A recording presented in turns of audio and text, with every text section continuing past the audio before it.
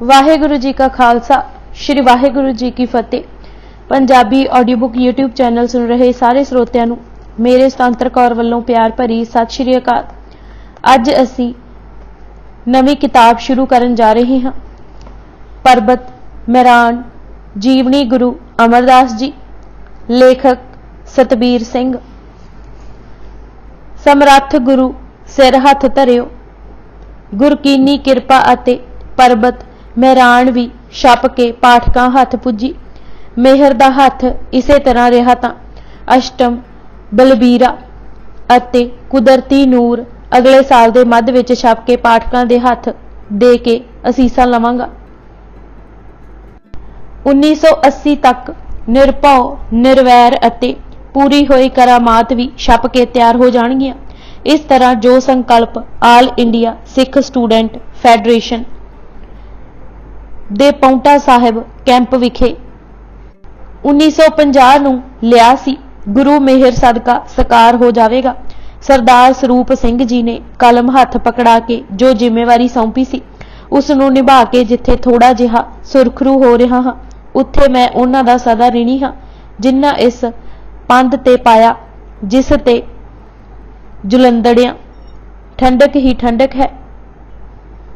यह लिखण ते कहण विच मैनूं रता भी संकोच नहीं कि Sardar Inderjit Singh chairman Punjab and Sind bank दा मैनूं स्नेह पहली बारी गवालियर विखे मिलिया सी अते समय नाल ओह नित नित सवाया ही हुंदा रहा। उन्हां मैनूं कदे पिछे नहीं वेखण दिता। 10 जिल्दां विच 10 पातशाहियां दा इतिहास तकरीबन 2500 सफ़ियां विच मुकम्मल होण ते उन्हां प्रेरणा दिती है कि हुण 5 जिल्दां 2500 सफ़े विच ही गुरु ग्रंथ साहिब दा साहित्यक इतिहासक परमार्थक संगीतक संकेतात्मक गौरव लिख उघाड़ पंथ तक पहुंचाया जावे। यह कारज भी आरंभ दिता है अते पहली जिल्द संगीतक अते संकेतात्मक पक्ष छेती ही छाप पाठकां दे हथ दे रहा हाँ। परबत मैरान जीवनी दे दृष्टिकोण तो नवा नवेकला तजर्बा ही है।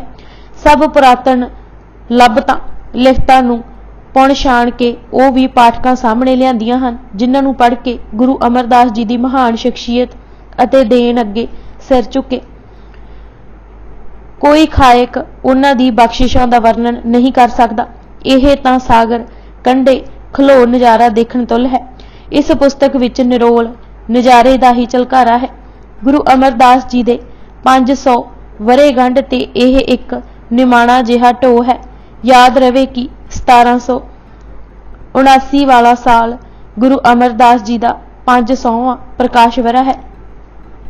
परबत मैरान लिखदे यह संभाल रखी है कि इतिहासिक पक्ष ओले ना होवे। टहल तो महल वाले अध्याय विच 12 सालां दी कठिन घाल उलीकी है। 22 मंजियां दे जिम्मेवारां दा ठौ पता अते करतब देण दा यतन कीता है। उन्हां 72 सिखां जिन्हां गुरु पातशाह दी शौ प्राप्त करके कारनामे कीते दी करनी विशेष कर दिती है। मेरा विश्वास अडोल है कि इस पुस्तक दा आदर भी पाठक पहले वांग ही करके धन्नवादी बनाउणगे। इस जीवनी नूं भी आखिरी शक्ल मैं पहलगाम ही दिती है। उत्थे जो सनेल अते सतिकार वीर नरिंदर सिंह जी, अम्मी जी, सरदार जगत सिंह, मनदीप जी अते होर सब देंदे हन ओह शोए होए कारजां नूं छेती पूरियां कर दिंदा है। सच्ची गल तां यह है कि पहलगाम दा समूचा वातावरण ही उत्साह दा सोमा है। जसपाल जी ने घर नूं पूर्ण तौर ते संभाल रखिया है। मैनूं कदे ओह खेचल नहीं व्यापी जो आम गृहस्थियां नूं गरसदी है। शुक्र है प्रभु दा। परबत मैरान दी छपवाई भी पूरी लगन अते संभाल नाल सरदार महताब सिंह जी ने करके धन्नवादी बनाया। पुस्तक का टाइटल श्री बोध राज ने सवार संजाया है। परबत विचों गुरु अमरदास जी का मुखड़ा जिवें तराश के उगाड़िया है ओह उन्हां दे सफल कलाकार होण दी एक उदाहरण है। वाहेगुरु होर बलबोध कलम नूं बख्शे।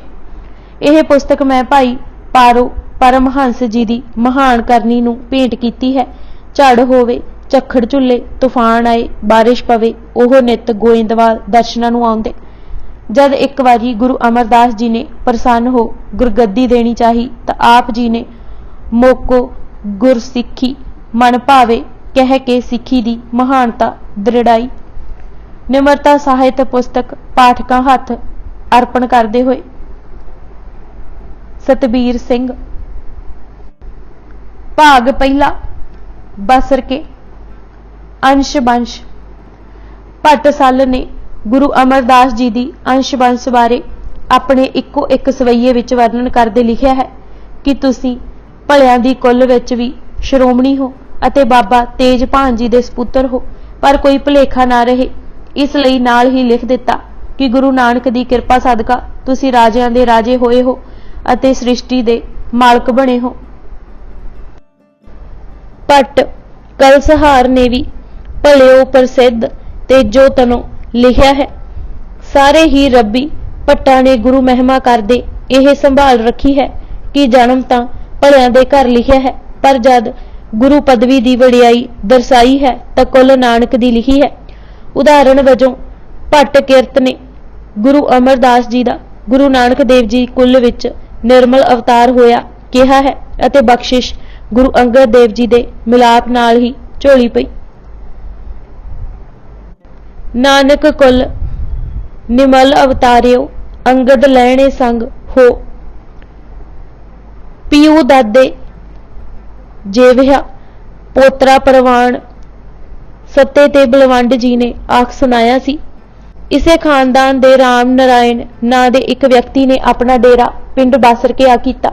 उन्हां दी पीढ़ी विचों ही भाई बिशन दास जी होए जो बासर के हट्टी करदे सन। ओह इकल्ले सन। हट्टी बैठे एक इकल्ला दा जिक्र बंसावाली नामे ने कीता है। भाई बिशन दास जी मिठे सुभाअ दे अते सदा भगती रंग विच रंगे रहिंदे सन। पंथ प्रकाश ने भगत बिशन का जगत अचला कह के सतिकारिया है। उन्हां दे घर एक सपुत्र होया जिन्हां दा नाम हरजी रखिया गया। भाई हरजी दी जद शादी हुई तो सहुरे उन्हां नूं लाहौर लागे गिलवाली लै आए। उथे हरजी ने अनाज का व्यापार आरंभ कर दिता, बहुत धन कमाया। हरजी की उपमा साडे इतिहास विच वड्डे सुहिरद करके लिखी है। उन्हां दी घरवाली जिन्हां दा नाम मिलावी सी वड्डी सूझबूझ वाली औरत सी। हरजी भये वड्डे सुहिरद, तह ग्रह महल मिलावी सुबुद्ध। हरजी दे घर एक सपुत्र होया जिसदा नाम तेजभान रखिया गया। बेटे दी शादी छोटी उम्रे ही बड़ी धूमधाम नाल कर दित्ती गई। भाई हरजी नूं व्यापार करदे जद चोखा समा हो गया तां पिछे दा ख्याल आया, व्यापार चलदा छड्ड के बासरगे आ गए। इत्थे पहले वाला ही व्यापार कीता। शाख चंगी सी, इस करके बासरके भी व्यापार खूब चमकिया। नेड़े तेड़े दोही बहुत ही फैली लगे करन बहुत वणज व्यापार लैण देण विच होए खबरदार। भाई बिशन दास जी की उम्र वडेरी हो गई सी। उन्हां दा अकाल चलाना हो गया। बिशन दास जी दे फुल लैके हरजी हरद्वार परवाह करन आए तां ओह भी उत्थे ही चढ़ाई कर गए। घर की सारी जिम्मेवारी तेजभान ते आ पई। व्यापार वड्डा सी, संभाल ना सके। सुभाअ धीरजी सी अते भगती भाव विच रहिंदे सन। बेशक व्यापार घटदा घटदा उसे एक हट्टी ते आ गया, पर हौसला ना छड्डिया। घर वाली लखो जां लक्ष्मी देवी भी गुणा दा भंडार सी। महिमा प्रकाश ने दोनों दी उपमा धीरज धर्म भगत के हेतु तिस ग्रह महल लखो गुण सेतु लिख के कीती है। टब्बर वड्डा हो गया सी अते गुजारा मुश्किल होण करके हट्टी दे नाल नाल फेरी लगा के भी माल वेचदे। घर फिर सौखा हो गया। इज्जत अते आबरू पहले वांग ही बाबा तेजभान ने बना लई। बासरके दा पिंड श्री अमृतसर तो कोई बहुता दूर नहीं। शरहट्टे तो दक्षिण पश्चिम वाल सड़कों 8 कुछ मील पैंदा है। असल पिंड समय दे थपेड़ियां ने उजाड़ सुट्टिया लगदा है। हुण दे पिंड बासरकी गिल्लां दे लागे जो थे है। असल बासरके उही ही सी जो लागे दे दो होर पिंड कोटली मीए खान अते कोटली नसीब खान दे हन। ओह यह गवाही भरदे हन कि कदे बासरके वड्डा पिंड सी। पिंड लागे ही एक वड्डे ताल दा होना भी दर्शाउंदा है कि पिंड दीयां लोड़ां यह ताल पूरा करदा सी। ਤਾਲ ਲਾਗੇ ਹੀ ਬੀਬੀ ਅਮਰੋ ਜੀ ਦੀ ਸਮਾਧੀ ਦਾ ਬਣਿਆ ਹੋਣਾ ਇਹ ਪ੍ਰਗਟਾਉਂਦਾ ਹੈ ਕਿ ਇਹ ਤਾਲ ਪਿੰਡ ਦਾ ਹੀ ਹਿੱਸਾ ਸੀ। ਸੰਨ ਸਾਹਿਬ ਜਿੱਥੇ ਗੁਰੂ ਜੀ ਕੁਝ ਦਿਨਾਂ ਲਈ ਆ ਟਿਕੇ ਸਨ ਦੇ ਨਾਲ ਲੱਗਦਾ ਹੈ ਗੁਰੂ ਅਮਰਦਾਸ ਜੀ ਦੇ ਖੂਹ ਦਾ ਹੋਣਾ ਵੀ ਇਸੇ ਗੱਲ ਦਾ ਸੂਚਕ ਹੈ ਕਿ ਇਹ ਸਾਰਾ ਇਲਾਕਾ ਬਾਸਰਕੇ ਦੀ ਜੂਹ ਵਿੱਚ ਸੀ। ਇਹ ਖੂਹ ਗੁਰੂ ਅਮਰਦਾਸ ਜੀ ਨੇ ਹੀ ਲੋਕ ਭਲਾਈ ਲਈ ਗੁਰੂ ਜ਼ਿੰਮੇਵਾਰੀ ਸੰਭਾਲਣ ਤੋਂ ਬਹੁਤ ਪਹਿਲਾਂ ਲਗਵਾਇਆ ਸੀ। ਇਹ ਸਭ ਥਾਵਾਂ ਅਤੇ ਥੇ ਪ੍ਰਗਟਾਉਂਦੇ ਹਨ ਕਿ ਸਾਰੀ ਧਰਤੀ ਗੁਰੂ ਚਰਨਾਂ ਦੀ ਛੋਹ ਪ੍ਰਾਪਤ ਕਰ ਚੁੱਕੀ ਸੀ। ਪ੍ਰਕਾਸ਼ ਗੁਰੂ ਅਮਰਦਾਸ ਜੀ ਦਾ ਜਨਮ ਇਸੇ ਬਾਸਰਕੇ ਪਿੰਡ ਮਈ ਦੀ 5 ਸੰਨ 1479 ਨੂੰ ਮਾਤਾ ਲੱਖੋ ਜੀ ਦੀ ਕੁੱਖੋਂ ਬਾਬਾ ਤੇਜਭਾਨ ਜੀ ਦੇ ਘਰ ਹੋਇਆ। ਬੰਸਾਵਾਲੀ ਨਾਮੇ ਦੇ ਸ਼ਬਦਾਂ ਵਿੱਚ ਮਾਤਾ ਲੱਖੋ ਦੇ ਉਧਰੋਂ ਚਾਨਣ ਪੱਖ ਜਨਮੇ ਸ਼੍ਰੀ ਅਮਰਦਾਸ ਪੂਰਨ ਪ੍ਰਤੱਖ। ਸੰਮਤ ਦੇ ਹਿਸਾਬ ਨਾਲ 1536 ਅਤੇ ਜੇਠ ਦੀ 8 ਸੀ ਅਤੇ ਚੰਦਰਮਾ ਦੀਆਂ ਤਰੀਕਾਂ ਮੁਤਾਬਕ ਉਸ ਦਿਨ ਵਿਸਾਖ ਸੁਦੀ 14 ਸੀ। ਦੂਜੇ ਅਰਥਾਂ ਵਿੱਚ ਮੱਸਿਆ ਤੋਂ ਪਿੱਛੋਂ 14ਵਾਂ ਦਿਨ ਸੀ। ਗੁਰੂ ਅਮਰਦਾਸ ਜੀ ਸਭ ਤੋਂ ਵੱਡੇ ਸਨ। 3 ਛੋਟੇ ਭਰਾ ਹੋਰ ਸਨ। ਮਹਿਮਾ ਪ੍ਰਕਾਸ਼ ਨੇ ਬਾਬਾ ਤੇਜਭਾਨ ਦੇ 4 ਪੁੱਤਰਾਂ ਅਤੇ 4 ਦਾ ਹੀ ਆਗਿਆਕਾਰੀ ਹੋਣ ਦਾ ਜ਼ਿਕਰ ਕੀਤਾ ਹੈ। ਆਗਿਆਕਾਰੀ 304। ਦੂਜੇ ਭਾਈ ਈਸ਼ਰਦਾਸ ਜੀ ਸਨ ਜਿਨ੍ਹਾਂ ਦੇ ਸੁਪੁੱਤਰ ਭਾਈ ਗੁਰਦਾਸ ਜੀ ਹੋਏ। ਸਿੱਖ ਸਿਧਾਂਤ ਸਿੱਖਿਆ ਅਤੇ ਸਾਖੀ ਨੂੰ ਦਰਸਾਉਣ ਦਾ ਕੰਮ ਜਿਸ ਨਵੀਨ ਢੰਗ ਨਾਲ ਭਾਈ ਗੁਰਦਾਸ ਜੀ ਨੇ ਕੀਤਾ ਉਸੇ ਕਾਰਨ ਉਹਨਾਂ ਦੀ ਰਚਨਾ ਨੂੰ ਗੁਰੂ ਗ੍ਰੰਥ ਸਾਹਿਬ ਦੀ ਚਾਬੀ ਦਾ ਸਨਮਾਨ 5ਵੇਂ ਪਾਤਸ਼ਾਹ ਨੇ ਦਿੱਤਾ ਸੀ। ਤੀਜੇ ਬਾਬਾ ਖੇਮ ਰਾਏ ਜੀ ਹੋਏ ਜਿਨ੍ਹਾਂ ਦੇ ਸੁਪੁੱਤਰ ਬਾਬਾ ਸਾਵਣ ਮੱਲ ਜੀ ਸਨ। ਬਾਬਾ ਸਾਵਣ ਮੱਲ ਜੀ ਨੂੰ ਹੀ ਬਖਸ਼ਿਸ਼ਾਂ ਦੇ ਕੇ ਗੁਰੂ ਅਮਰਦਾਸ ਜੀ ਨੇ ਹਰੀਪੁਰ ਰਿਆਸਤ ਗੋਇੰਦਵਾਲ ਦੀ ਹੁੰਦੀ ਉਸਾਰੀ ਵੇਲੇ ਇਮਾਰਤੀ ਲੱਕੜੀ ਲੈਣ ਭੇਜਿਆ ਸੀ। ਚੌਥੇ ਭਾਈ ਮਾਨਕ ਚੰਦ ਜੀ ਸਨ ਜਿਨ੍ਹਾਂ ਦੇ ਸੁਪੁੱਤਰ ਬਾਬਾ ਜਸੂ ਜੀ ਨਾਲ ਗੁਰੂ ਅੰਗਦ ਦੇਵ ਜੀ ਦੀ ਸੁਪੁੱਤਰੀ ਬੀਬੀ ਅਮਰੋ ਜੀ ਦਾ ਵਿਆਹ ਹੋਇਆ ਸੀ। ਇਸ ਹੋਏ ਰਿਸ਼ਤੇ ਤੋਂ ਇਹ ਸਪਸ਼ਟ ਪ੍ਰਗਟ ਹੁੰਦਾ ਹੈ ਕਿ ਬਾਬਾ ਤੇਜਭਾਨ ਜੀ ਦੀ ਉਪਮਾ ਅਤੇ ਸ਼ੋਭਾ ਸਮੁੱਚੇ ਸਮਾਜ ਵਿੱਚ ਸੀ। ਗੁਰੂ ਅੰਗਦ ਦੇਵ ਜੀ ਦਾ ਇਹਨਾਂ ਦੇ ਘਰ ਲੜਕੀ ਦੇਣਾ ਕੋਈ ਨਿੱਕੀ ਗੱਲ ਨਹੀਂ ਸੀ। ਸੋ ਟਰੰਪ ਅਤੇ ਲਤੀਫ ਦਾ ਇਹ ਲਿਖਣਾ ਕਿ ਉਹਨਾਂ ਪਾਸ ਕੇਵਲ ਇੱਕ ਲਦੂ ਘੋੜਾ ਸੀ ਜਿਸ ਤੇ ਉਹ ਪਿੰਡ ਫਿਰ ਕੇ ਰੋਜੀ ਕਮਾਉਂਦੇ ਸਨ ਮੂਲੋਂ ਠੀਕ ਨਹੀਂ। ਨੁਹਾਰ ਭੱਟ ਕਲਸਹਾਰ ਨੇ ਗੁਰੂ ਅਮਰਦਾਸ ਜੀ ਦੀ ਨੁਹਾਰ ਬਾਰੇ ਬਹੁਤ ਖੂਬ ਲਿਖਿਆ ਹੈ ਕਿ ਆਪ ਜੀ ਦੇ ਸੱਜੇ ਹੱਥ ਵਿੱਚ ਪਦਮ ਹੈ।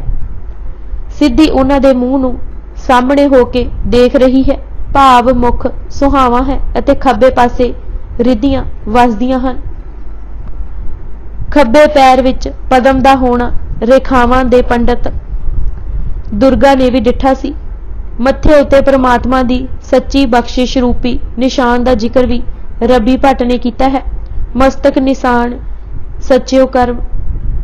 ਸੂਰਜ ਪ੍ਰਕਾਸ਼ ਨੇ ਸ਼ੰਖ ਵਰਗੀ ਗਿੱਚੀ, ਅੱਖੀਆਂ ਦੇ ਕੋਨੇ ਟੇਢੇ ਤਿੱਖੇ, ਹੋਂਠ ਮੂੰਗੇ ਵਾਂਗ ਲਾਲ, ਖੂਬਸੂਰਤ ਕੇਸ ਅਤੇ ਬਾਹਾਂ ਲੰਮੀਆਂ ਗੋਡਿਆਂ ਤੱਕ ਦਾ ਉਚੇਚਾ ਜ਼ਿਕਰ ਕਰਕੇ ਸੂਰਜ ਸਮਾਨ ਕੋਟ ਪਰਬਾ ਲਿਖਿਆ ਹੈ।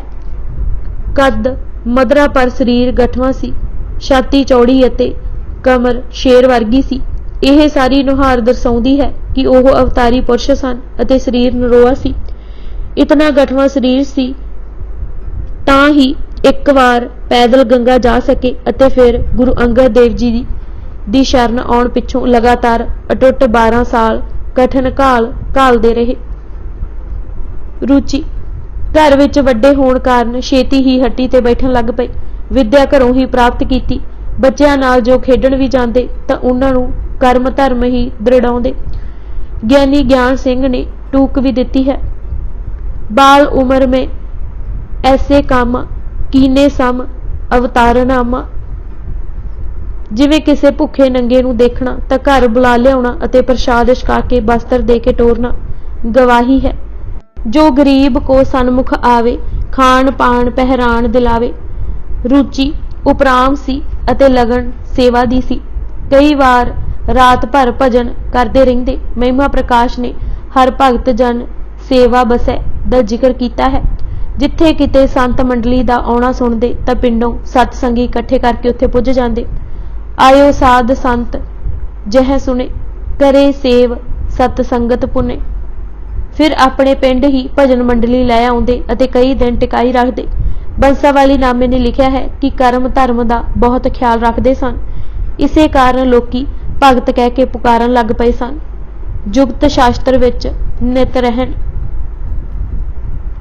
विआह उपराम रुचि होने कारण जद भी विआह कराउण लई माता पिता ने गुरु अमरदास जी नूं कहा, ओह टालदे ही रहे। इसे कारण 3 भरावां दा विआह पहलां ही हो गया। तेजभान जी ने गृहस्थ धर्म की महिमा दरड़ा के घर गृहस्थी होना धर्म लई जरूरी दस्या तां किधरे जाके आप जी राजी होए। आप जी की शादी सियालकोट तो 20 मील दक्षिण पासे पसरूर नगर तो चढ़दे वल 10 कुछ मील पिंड सन खतरा बहल घराणे दे देवी चंद जी की लड़की मनसा देवी नाल होई। बाबा अमरदास जी की आयु उस वेले 28 कुछ साल दी सी। सम्मत 1559 अते माघ दी 11 सी। सन खतरा जाना होवे तां लाहौर तो होके जाईदा सी जां रामदास तो रावी दा पतन टप के पुजीदा सी। मनसा देवी नूं आप जी माली जां राम की कह के बुलाउंदे सन, इसलिए इतिहासकार दोवें नाम माली अते रामो लिखे हैं। मनसा देवी जी वड्डे जिगरे वाले अते सेवा दे पुंज सन। जिवें उन्हां पति दे वांढे हुंदियां पहला हरिद्वार जाण वेले फिर लगातार गुरु अंगद देव जी पास सेवा कमाउण वेले बासर के दिन कट्टे, ओह उन्हां दी जुगत अते भुगत दा नमूना ही हन। कदे मत्थे वट ना पाउणा अते किसी प्रकार दी गिला गुजारी ना करनी उन्हां दी वडियाई दर्शाउण लई काफ़ी है। इस लई पंथ प्रकाश दे लिखारी ने प्रतख लखमी करके वडियाया है। आई मनसा देई सुआणी जो प्रतख लखमी जानी। विहार खेती दे काम काज नूं निक्के सपुत्रां ईश्वर दास जी अते खेम राय जी ने संभालिया सी अते तेजभान जी एक प्रकार दा छड्ड छड़ा के भजन कीर्तन विच ही जुड़े रहिंदे सन। खेती किरत को सुत करहै ते जो सुख पावै है। हट्टी अते होर वपार वल अमरदास जी ध्यान दिंदे सन। जद ओह फिर के जां मंडी विचों माल लैण लई जांदे, दुकान की संभाल माणक चंद जी करते सन। किरत इतनी सुची सी कि हर कोई प्रभावित होके जांदा। करत बनज फेरो फिर है धर्म साहित किरत ठानी। महिमा प्रकाश दे लिखण अनुसार बाबा अमरदास जी वपार दरियाई रेशम दा करदे सन। लाहौर रेशम दे कारखानिਆਂ ਦਾ घर सी। कश्मीर नालों किते वध कारखाने लाहौर सन। माल खरीदण लई ओह लाहौर आउंदे। लाहौर फकीरा करके भी प्रसिद्ध सी।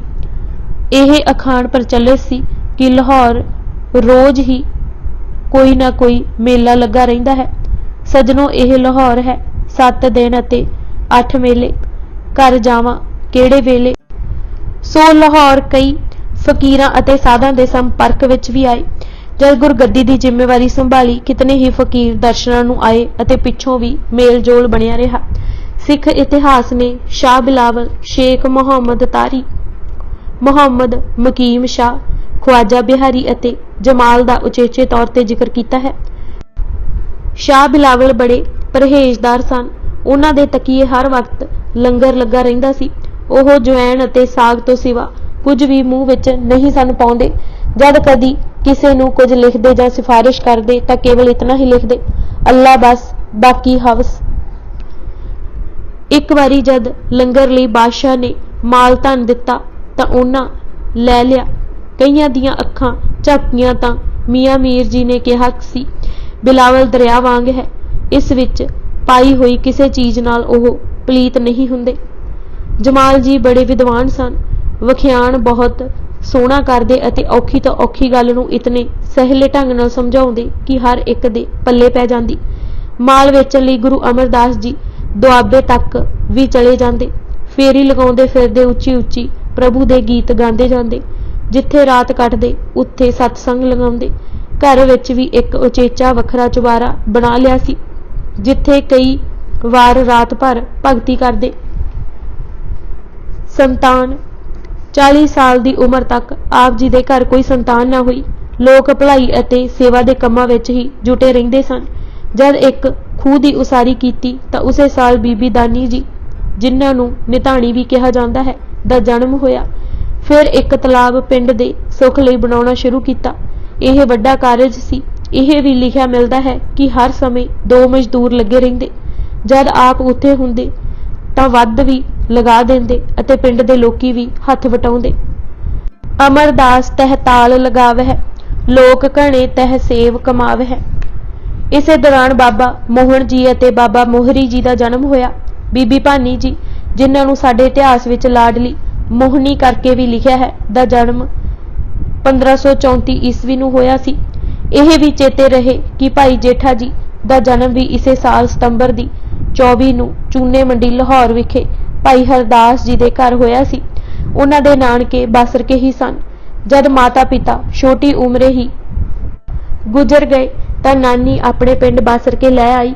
ਇੱਥੇ ਹੀ ਜਿੱਥੇ ਤਲਾਬ ਦੀ ਉਸਾਰੀ ਹੋ ਰਹੀ ਸੀ, ਭਾਈ ਜੇਠਾ ਜੀ ਘੁੰਗਣੀਆਂ ਦਾ ਥਾਲ ਵੇਚਣ ਆਇਆ ਕਰਦੇ ਸਨ ਅਤੇ ਇੱਕ ਵਾਰੀ ਗੁਰੂ ਅਮਰਦਾਸ ਜੀ ਨੇ ਡਿੱਠਾ ਸੀ ਕਿ ਸਾਰਾ ਥਾਲ ਵੇਚਣ ਦੀ ਥਾਵੇਂ ਤਲਾਬ ਵਿੱਚੋਂ ਨਹਾ ਕੇ ਨਿਕਲੇ ਸਾਧੂਆਂ ਨੂੰ ਖਵਾ ਦਿੱਤਾ ਸੀ। ਸੋ ਇਹ ਸਾਂਝਾਂ ਪੁਰਾਣੀਆਂ ਸਨ ਪਰ ਉਗੜਵੀਆਂ ਗੋਇੰਦਵਾਲ ਆ ਕੇ। ਗੋਇੰਦਵਾਲ ਦੀ ਉਸਾਰੀ ਵੇਲੇ ਭਾਈ ਜੇਠਾ ਜੀ ਸੰਗਤ ਨਾਲ ਪਿੰਡ ਹੀ ਆ ਟਿਕੇ ਸਨ। ਤੀਰਥਾਂ ਦੀ ਯਾਤਰਾ ਦਾ ਸੰਕਲਪ। ਜਦ ਇਸ ਤਰ੍ਹਾਂ ਜੀਵਨ ਨਿਰਵਾਹ ਕਰਦੇ 50 ਕੁ ਸਾਲ ਗੁਜ਼ਰ ਗਏ ਤਾਂ ਇੱਕ ਦਿਨ ਖਿਆਲ ਉਪਜਿਆ ਕਿ ਜੀਵਨ ਅਜਾਈ ਜਾ ਰਿਹਾ ਹੈ। ਮੌਤ ਸਿਰ ਤੇ ਗੱਜਣ ਵਾਲੀ ਹੈ। ਦੁਨਿਆਵੀ ਧੰਦਿਆਂ ਵਿੱਚ ਪਏ ਰਹਿਣਾ ਕਿੱਥੋਂ ਦੀ ਸਿਆਣਪ ਹੈ, ਪਰ ਲੋਕ ਵੀ ਸਵਾਰਨਾ ਲੋੜੀਦਾ ਹੈ। ਇਨ੍ਹਾਂ ਹੀ ਸੋਚਾਂ ਵਿੱਚ ਮਨ ਪੱਕਾ ਕੀਤਾ ਕਿ ਹੁਣ ਤੀਰਥਾਂ ਤੇ ਜਾ ਕੇ ਤਪ ਕਰਨ ਦਾ ਸਮਾਂ ਹੈ। ਤੀਰਥਾਂ ਕੀ ਤਪਸ਼ਾ ਕਰ ਹੈ ਅਬ ਸਮੂਹ ਹਮਾਰਾ। ਇਹ ਪ੍ਰਣ ਧਾਰਿਆ ਕਿ ਹਰ 6 ਮਹੀਨੇ ਬਾਅਦ ਪੈਦਲ ਗੰਗਾ ਇਸ਼ਨਾਨ ਕਰਨ ਹਰਿਦੁਆਰ ਜਾਵਾਂਗਾ। ਕਿਸੇ ਸੰਸਾਰਿਕ ਇੱਛਾ ਲਈ ਨਹੀਂ, ਕੇਵਲ ਪ੍ਰਭੂ ਦਰਸ਼ਨਾਂ ਦੀ ਲੋਚਾ ਲਈ। ਗੰਗਾ ਸੇਵਨ ਵਰਤ ਮਨ ਕਰਾ, ਬਰਖ ਮਹਾ ਯਾਤਰਾ ਦੋਇ ਧਰਾ। ਇਹ ਹੀ ਠੀਕ ਜੱਚਦਾ ਹੈ ਕਿ ਹਰ ਸਾਲ 2 ਵਾਰੀ ਹਰਿਦੁਆਰ ਜਾਂਦੇ ਸਨ, ਕਿਉਂਕਿ 62 ਸਾਲ ਦੀ ਉਮਰੇ ਤਾਂ ਗੁਰੂ ਅੰਗਦ ਦੇਵ ਜੀ ਕੋਲ ਹੀ ਆ ਗਏ ਸਨ ਅਤੇ 40 ਸਾਲ ਭਰ ਜਵਾਨੀ ਦੀ ਉਮਰ ਇਹ ਸੋਚ ਫੁਰਨੀ ਕਿ ਪਰਲੋਕ ਸਵਾਰੀਏ ਠੀਕ ਨਹੀਂ ਲੱਗਦਾ।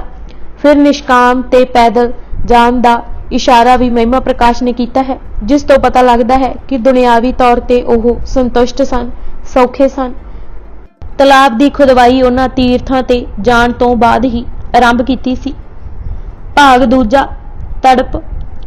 ਵਿਸਾਖ ਅਤੇ ਕੱਤਕ ਗੰਗਾ। ਹਰ 6ਵੇਂ ਮਹੀਨੇ ਗੰਗਾ ਜਾਣ ਦਾ ਪ੍ਰਣ ਧਾਰਨ ਕਰਕੇ ਗੁਰੂ ਅਮਰਦਾਸ ਜੀ ਨੇ ਯਾਤਰਾ ਆਰੰਭ ਕੀਤੀ। ਚੇਤ ਨੂੰ ਟੁਰਦੇ ਅਤੇ ਵਿਸਾਖੀ ਵਾਲੇ ਦਿਨ ਇਸ਼ਨਾਨ ਕਰਕੇ ਵਾਪਸ ਮੁੜਦੇ। ਫਿਰ ਅੱਸੂ ਨੂੰ ਟੁਰ ਕੇ ਕੱਤਕ ਦੀ ਪੂਰਨਮਾਸ਼ੀ ਨੂੰ ਵਾਪਸ ਮੁੜਦੇ। ਟਿਕਾਣਾ ਰਿਸ਼ੀਕੇਸ਼ ਰੱਖਦੇ, ਇਸ਼ਨਾਨ ਕਰਦੇ ਅਤੇ ਕਈ ਵਾਰੀ 200 ਪ੍ਰਾਣੀਆਂ ਨੂੰ ਉੱਥੇ ਭੋਜਨ ਕਰਾਉਂਦੇ, ਲੋੜਵੰਦਾਂ ਨੂੰ ਵਸਤਰ ਵੰਡਦੇ। ਇੱਕ ਵਾਰ ਤਾਂ 10 ਗਊਆਂ ਵੀ ਦਾਨ ਕੀਤੀਆਂ। ਉੱਥੇ ਹਰਿਦੁਆਰ ਵੀ ਇਕਾਂਤ ਵਿੱਚ ਬੈਠੇ ਜਾਪ ਕਰਦੇ ਰਹਿੰਦੇ। ਗੰਗਾ ਤਪ ਤਾਪੇ। ਇਹ ਸਭ ਦਰਸਾਉਂਦਾ ਹੈ ਕਿ ਜੋ ਕਮਾਉਂਦੇ ਉਹ ਲੋੜਵੰਦਾਂ ਨੂੰ ਵੰਡ ਦਿੰਦੇ ਅਤੇ ਸੁਭਾਅ ਇਤਨਾ ਖੁੱਲ੍ਹ ਦਿਲ ਸੀ ਕਿ ਕਿਸੇ ਚੀਜ਼ ਦੀ ਪਕੜ ਨਹੀਂ ਸੀ। ਬਾਬਾ ਤੇਜ ਭਾਨ ਜੀ ਦਾ ਅਕਾਲ ਚਲਾਣਾ ਅਤੇ ਇੱਕ ਉਦਾਸੀ ਦਾ ਮੇਲ। ਤੇਜ ਭਾਨ ਜੀ ਅਕਤੂਬਰ ਸਨ 1533 ਨੂੰ ਅਕਾਲ ਚਲਾਣਾ ਕਰ ਗਏ। ਅਸਥੀਆਂ ਲੈ ਕੇ ਬਾਬਾ ਅਮਰਦਾਸ ਜੀ ਆਪੂ ਹਰਿਦੁਆਰ ਨੂੰ ਗਏ। ਭਾਵੇਂ ਹਰ ਸਾਲ 2 ਵਾਰੀ ਗੰਗਾ ਜਾਂਦੇ ਸਨ, ਪਰ ਤੜਪ ਉਸੇ ਤਰ੍ਹਾਂ ਬਣੀ ਹੋਈ ਸੀ। ਜੁਗਤ ਜ਼ਰੂਰ ਸ਼ਾਸਤਰਾਂ ਦੀ ਕਰਦੇ ਸਨ, ਪਰ ਜਗਿਆਸਾ ਸਾਈਂ ਦੀ ਸਗੋਂ ਹੋਰ ਵੱਧ ਰਹੀ ਸੀ। ਅਸਥੀਆਂ ਪ੍ਰਵਾਹ ਕੇ ਮੁੜਦੇ ਪਏ ਸਨ ਕਿ ਰਾਹ ਵਿੱਚ ਇੱਕ ਸਾਧੂ ਫਕੀਰ ਮਿਲਿਆ, ਜਿਸ ਦਾ ਨਾਮ ਬੰਸਾਵਾਲੀ ਨਾਮੇ ਨੇ ਹਰੀ ਲਿਖਿਆ ਹੈ, ਜੋ ਬਾਬਾ ਸ਼੍ਰੀ ਚੰਦ ਜੀ ਨੂੰ ਆਪਣਾ ਪੀਰ ਗੁਰੂ ਕਹਿੰਦਾ ਸੀ। ਹਰਜੀ ਗੁਰੂ ਨਾਨਕ ਦੇਵ ਜੀ ਦੀ ਬਾਣੀ ਸਦਾ ਪੜ੍ਹਦੇ ਰਹਿੰਦੇ ਸਨ। ਦਰਵੇ ਹੋਏ ਮਨ ਨੇ ਜਦ ਬਾਣੀ ਸੁਣੀ ਤਾਂ ਅਮਰਦਾਸ ਜੀ ਦੀ ਸੁੱਧ ਬੁੱਧ ਭੁੱਲ ਗਈ। ਉਸ ਵੇਲੇ ਮਨ ਚਾਹ ਉੱਠੀ ਕਿ ਜਿਸ ਦੀ ਬਾਣੀ ਹੈ ਉਸ ਦੇ ਦਰਸ਼ਨ ਜਾ ਕੇ ਕਰੀਏ। ਉਸ ਸਮੇਂ ਗੁਰੂ ਨਾਨਕ ਦੇਵ ਜੀ ਦਾ ਪਹਿਰਾ ਸੀ, ਪਰ ਜਦ ਘਰ ਪੁੱਜੇ ਤਾਂ ਇੰਜ ਹੋਇਆ ਕਿ ਪਿਤਾ ਜੀ ਦੇ ਅਕਾਲ ਚਲਾਣੇ ਕਰਕੇ ਵੰਡ ਵੰਡੇਵਾ ਕਰਨਾ ਪਿਆ। ਐਸੇ ਗ੍ਰਹਿਸਤ ਵਿੱਚ ਡੁੱਬੇ ਕਿ ਕਰਤਾਰਪੁਰ ਨਾ ਜਾ ਹੋਇਆ ਅਤੇ ਫਿਰ ਉਹ ਹੀ ਗੰਗਾ ਇਸ਼ਨਾਨ ਦਾ ਚੱਕਰ ਕਾਇਮ ਰੱਖਿਆ। ਬੰਸਾਵਾਲੀ ਨਾਮੇ ਦੇ ਸ਼ਬਦਾਂ ਵਿੱਚ ਮਾਰਗ ਵਿੱਚ ਇੱਕ ਮਿਲਿਆ ਫਕੀਰ, ਹਰੀ ਨਾਮ जिस दा श्री चंद साहिब गुरपीर सो बाबे नानक जी दी बाणी पढ़े। अमरदास जी दी सुन के बुद्ध विकाणी उठी चाह जो करिए उस पुरुष दा दीदार जिस कीता है इस बाणी दा उचार। डेरे विच आए पर गृहस्थ विच गलतान गृहस्थ विच निकलना औखा जान। अड रहन अते घर वख होण दा संकेत भी बंसावाली नामे वाले ही कीता है। जद पिछों ब्रह्मचारी ने बोल दी सट मारी ता जन्म गया निगुरे का साथ किया ता सारी रात तड़पदे गुजारी सी। प्रभात वेले जद बीबी अमरो जी दे बाणी पढ़न दी आवाज कन्नी पई ता दीवार लागे आके सुनदे रहे। ਇਹ कई दिन हुंदा रहा। बीबी अमरो जी खडूर साहिब नूं टुर गए।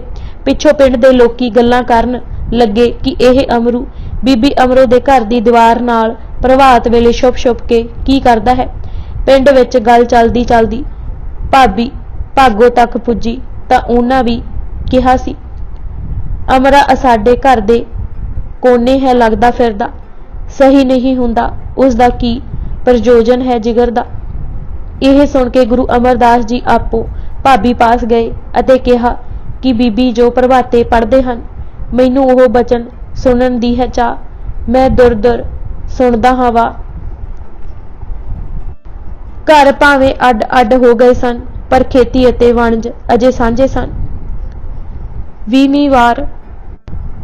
20वीं वार सन 1541 दे लगभग जद गंगा इशनान करके अमरदास जी मुड़ रहे सन तां आप जी ने रात दा टिकाणा मेहड़े पिंड कीता जो खडूर साहिब तो 4 जोजन अते बसरके तो 40 कु मील सी।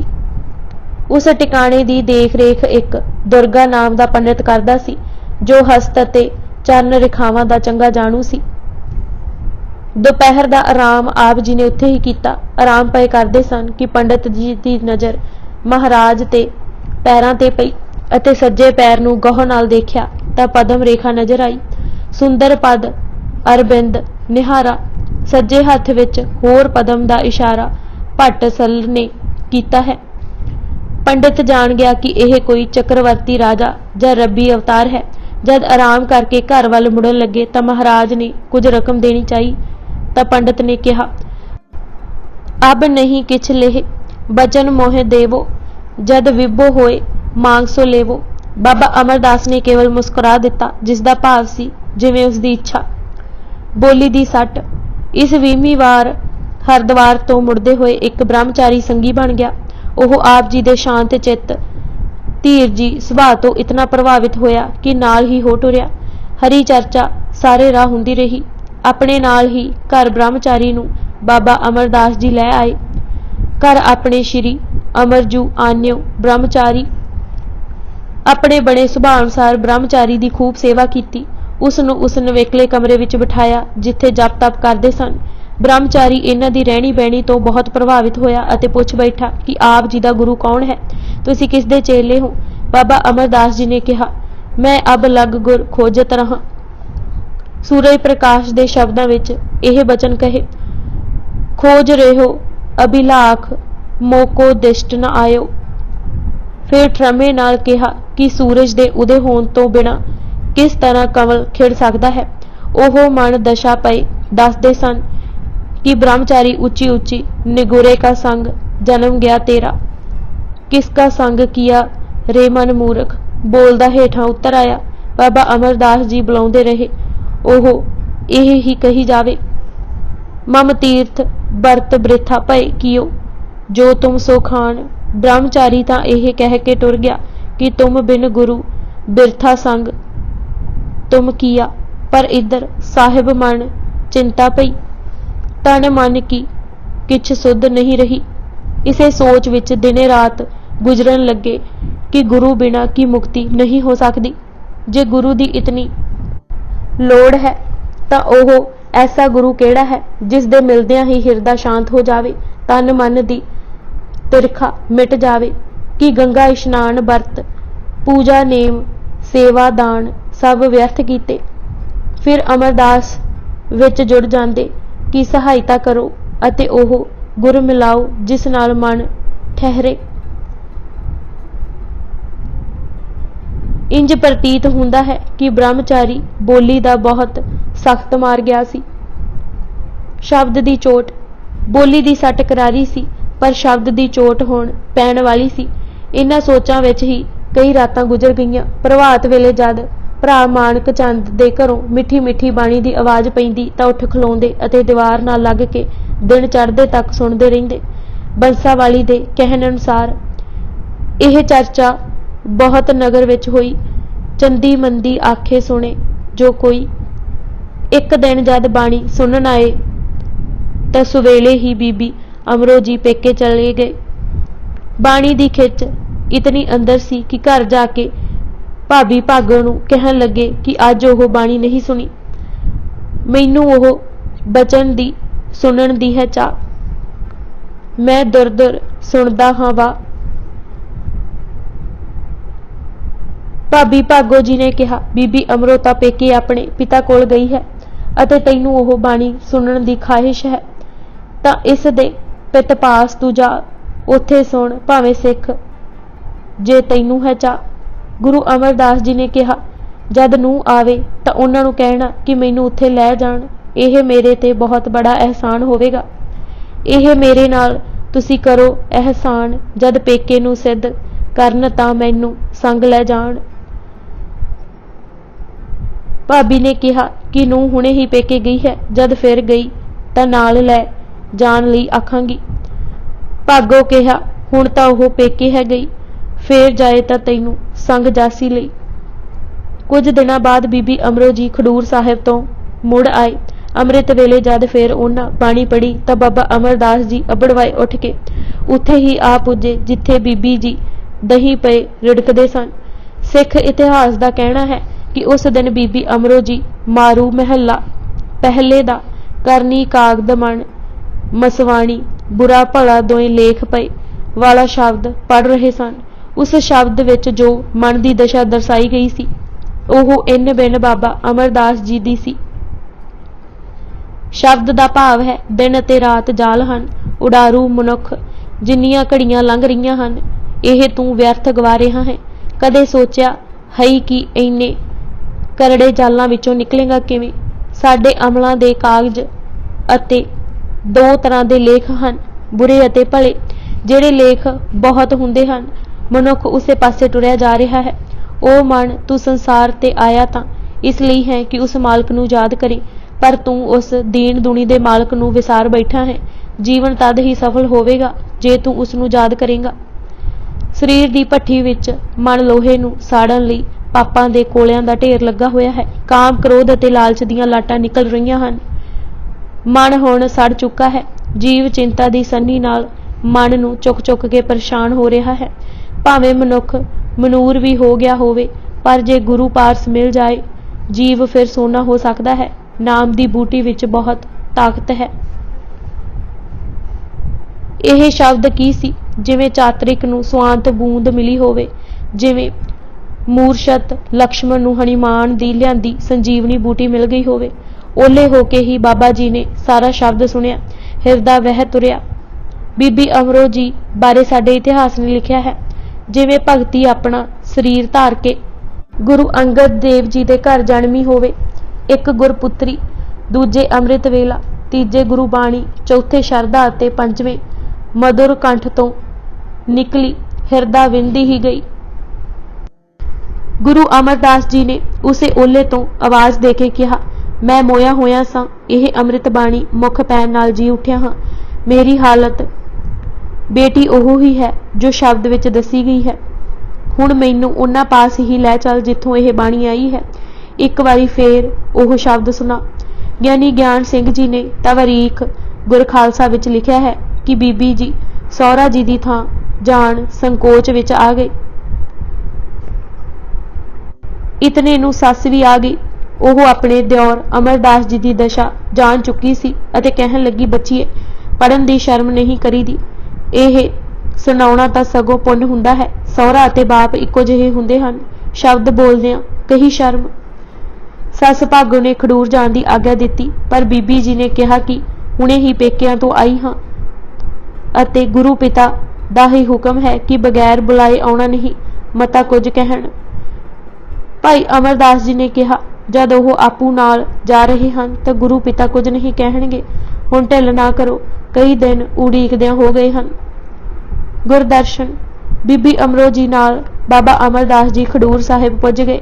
ਬੀਬੀ ਜੀ ਉਹਨਾਂ ਨੂੰ ਬਾਹਰ ਹੀ ਰੁਕਣ ਲਈ ਆਖ ਪਹਿਲਾਂ ਆਪ ਗੁਰਦਰਬਾਰ ਆਏ ਤਾਂ ਅੰਤਰਜਾਮੀ ਗੁਰੂ ਪਾਤਸ਼ਾਹ ਨੇ ਬੇਟੀ ਦੇਖਦੇ ਸਾਰ ਹੀ ਫਰਮਾਇਆ, ਕੋਈ ਗੱਲ ਨਹੀਂ ਜੇ ਬਿਨ ਬੁਲਾਏ ਆਏ ਹੋ, ਪਰ ਜਿਸ ਸੰਗ ਆਏ ਹੋ ਉਸ ਨੂੰ ਨਾਲ ਕਿਉਂ ਨਹੀਂ ਲਿਆਏ। ਬੀਬੀ ਜੀ ਆਦਰ ਸਾਹਿਤ ਬਾਬਾ ਅਮਰਦਾਸ ਜੀ ਨੂੰ ਅੰਦਰ ਲੈ ਆਏ। ਕੁੜਮ ਵਾਲੇ ਸੰਸਾਰੀ ਰਿਸ਼ਤੇ ਅਨੁਸਾਰ ਗੁਰੂ ਜੀ ਨੇ ਅਮਰਦਾਸ ਜੀ ਨੂੰ ਗਲੇ ਮਿਲਣਾ ਚਾਹਿਆ ਅਤੇ ਆਦਰ ਦਿੱਤਾ ਤਾਂ ਗਲਵਕੜੀ ਲੱਗਣ ਦੀ ਥਾਵੇਂ ਗੁਰੂ ਅਮਰਦਾਸ ਜੀ ਨੇ ਸਿਰ ਚਰਨਾਂ ਤੇ ਰੱਖ ਦਿੱਤਾ ਅਤੇ ਕਿਹਾ, ਮੈਨੂੰ ਦਾਸ ਹੀ ਸਮਝੋ। ਤਵਰੀਖ ਖਾਲਸੇ ਨੇ ਵਾਰਤਾਲਾਪ ਦਾ ਵਿਸਥਾਰ ਵੀ ਦਿੱਤਾ ਹੈ। ਅਮਰਦਾਸ ਜੀ ਨੇ ਕਿਹਾ ਕਿ ਗੰਗਾ ਇਸ਼ਨਾਨ ਦਾ ਫਲ ਮੈਨੂੰ ਅੱਜ ਮਿਲਿਆ ਹੈ ਤਾਂ ਗੁਰੂ ਪਾਤਸ਼ਾਹ ਨੇ ਕਿਹਾ, ਅਮਰਦਾਸ ਜੀ ਆਪਣੀ ਭਾਵਨਾ ਹੀ ਫਲਦੀ ਹੈ, ਹੋਰ ਪੱਥਰ ਪਾਣੀ ਕਾਠ ਮਿੱਟੀ ਦੀ ਮੂਰਤ ਨਹੀਂ ਫਲਦੀ, ਆਪਣਾ ਮਨ ਹੀ ਦੇਵਤਾ ਹੈ। ਗੁਰੂ ਅੰਗਦ ਦੇਵ ਜੀ ਨੇ ਅੱਗੋਂ ਵੱਧ ਕੇ ਸੀਸ ਉਠਾ ਲਿਆ ਅਤੇ ਨਿਕਟ ਬਿਠਾ ਕੇ ਕੁਸ਼ਲ ਪੁੱਛੀ। ਦੁਪਹਿਰ ਦੇ ਲੰਗਰ ਦਾ ਸਮਾਂ ਹੋ ਚੁੱਕਾ ਸੀ। ਗੁਰੂ ਜੀ ਲੰਗਰ ਵਿੱਚ ਸੰਗਤਾਂ ਸਮੇਤ ਬੈਠ ਗਏ।